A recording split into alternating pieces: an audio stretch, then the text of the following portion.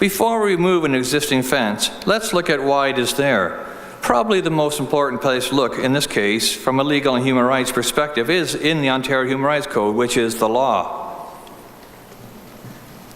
Section 20 of the Ontario Human Rights Code is the section of the code which defines exemptions to various human rights, because as the Ontario Human Rights Commission policy computing human rights states, the courts recognize that no rights are absolute, and no right is more important than another right. But what about Toby's Law, Bill 33? This Ontario bill did add to the Ontario Human Rights Code gender expression, gender identity, where discrimination is not permitted, as it applies to public facilities such as schools, libraries, parks, etc. However, it did not change the code under exemptions where discrimination is allowed. Thus, restricting males from accessing public intimate female facilities is an offense that's not intended to be removed, according to the Ontario Human Rights Code.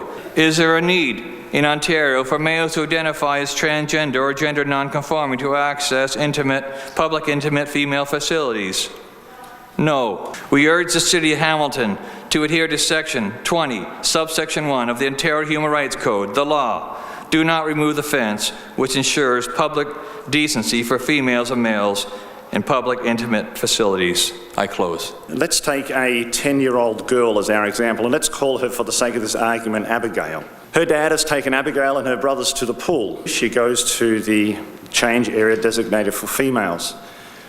But then, I'm just asked that you bear with me and picture this, in comes an adult person who identifies as female but is biologically male. Her reaction, and the reaction of any 10-year-old girl like her, will be, I think, a reaction based on God's design for male and female. She is not meant to view a naked, adult, biological male body, and so will be negatively affected by it. Doesn't Abigail and all children like her have a right to privacy and freedom from that feeling of awkwardness from such a situation? Specifically, I ask that the protocol goes back to the committee with the instruction to consult with a broader spectrum of stakeholders so that the City of Hamilton is seen to and does take into account the needs and rights of all its citizens. My name is Andre Schutten. I'm a native of Hamilton, Hamiltonian by birth. I'm also a constitutional lawyer with a law degree from the University of Ottawa, a Master of Laws degree from Osgoode Hall, and a certificate in human rights law.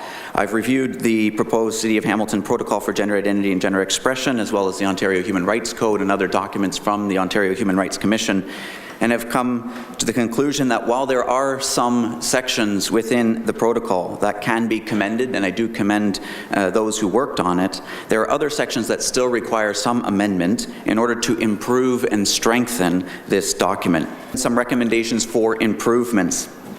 Subsection 2.2, looking at page 4 of the protocol, it raises a prima facie violation of Section 2B of the Charter, which is freedom of expression. Mandating or compelling speech is an obvious violation of the Charter. I would recommend striking the last 3 words from that section, limiting it to as follows: all persons must be referred to by their preferred name, period. I have a fear and do not want a biological man walking around a locker room with no clothes on as he strikes up a conversation with my wife.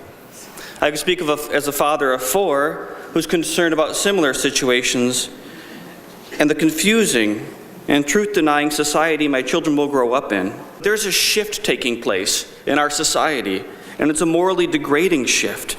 We must not tailor our public morality to the very few who do not believe in a very clear, natural, physical, psychological, hormonal, biblical, and social distinction. My concern is that as creatures made by God, we're seriously endangering men, women, and especially children, not merely from a bad experience of some type of predator, that's obvious, but a social shift away from natural law and the protection of morality and ethics.